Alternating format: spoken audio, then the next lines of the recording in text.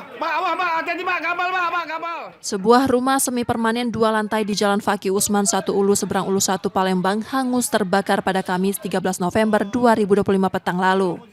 Api pertama kali muncul di lantai 2 yang sedang kosong, lalu cepat menjalar ke lantai bawah karena banyaknya material mudah terbakar.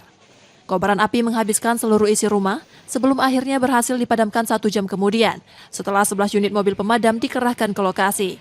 Tidak ada korban jiwa karena pemilik rumah berhasil menyelamatkan diri. Hanya 1 rumah, namun terdampak ada 4 rumah, kiri, kanan, dan depan yang belakang. Penyebabnya, Bang?